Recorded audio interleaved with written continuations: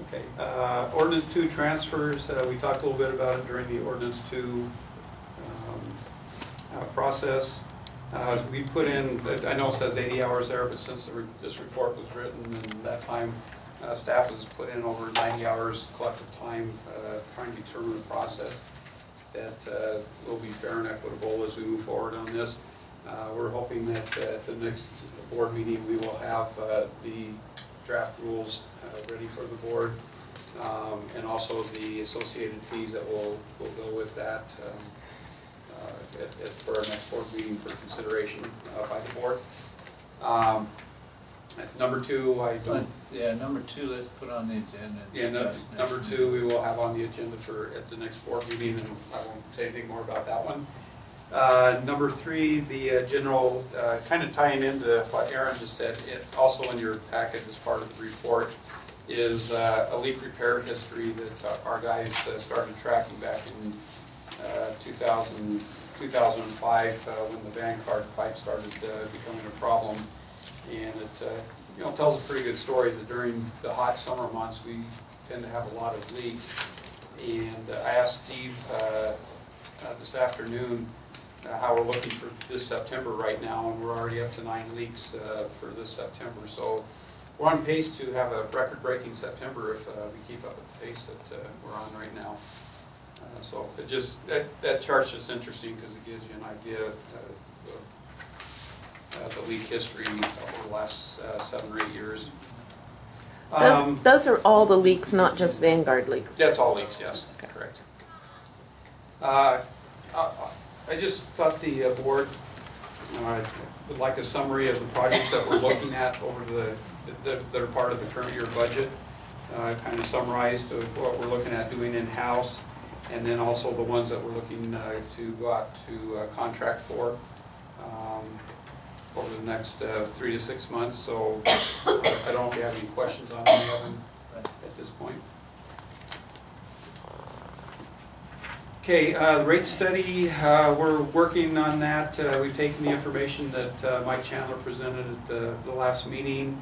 There's a bunch of other scenarios and things that we're trying to wrestle with and come up with some good recommendations for the board and the public as we move forward with that. We're probably a good month away before we're ready to be able to take everything out and take it to the public and get ready and start having public meetings and things on that.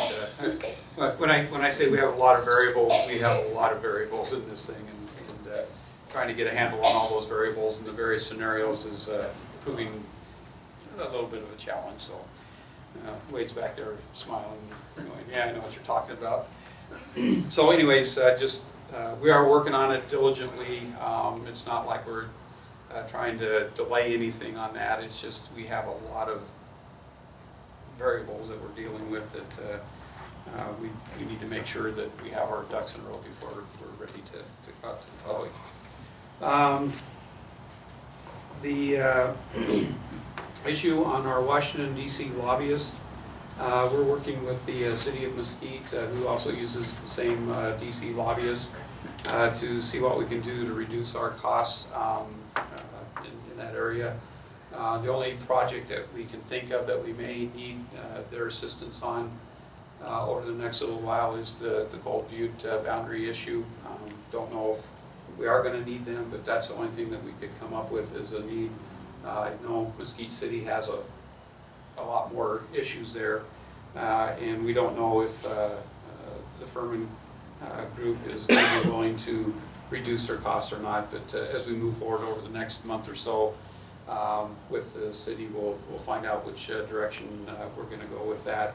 Our contract with them expires on November 15th, and so we need to make sure that we keep that in front of us as we move forward and what we're going to do with that particular issue. I know the city's contract expires a lot sooner than ours, and it's more of an issue for them, but we are working on that. Wes gave you an idea of where we're at on the audit status, so I won't say anything more about that. The next board meeting, they'll be here to present the audit. And then Aaron and I met with a developer regarding the 1,200 acres in Lincoln County, just north of Wolf Creek. He came in and talked to us about potentially putting in development there of about 300 sites or parcel or subdivision lots. And so we kind of, very preliminarily kind of talked about, you know, impacts of the district, trying to minimize the impacts to our district if we were to enter into some sort of agreement either with the Lincoln County Water District and how we're going to do that. So that's something as things move forward. I told Wade and I told this gentleman that we're probably several months away from even, you know, being able to talk a lot of details on this, but you know, he being a developer representative is more, you know, wants things more sooner than later. I just told him that it's going to be a while before we can get to this. So, and then the last thing, we are working on updates to our fee schedule.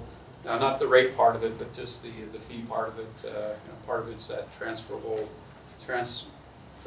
ordinance 2 fees. That'll be a new fee on there, but there's also some other fees on there that haven't been updated in quite a while, and so we're looking at updating those and bringing those to the board. Right now we have that out for public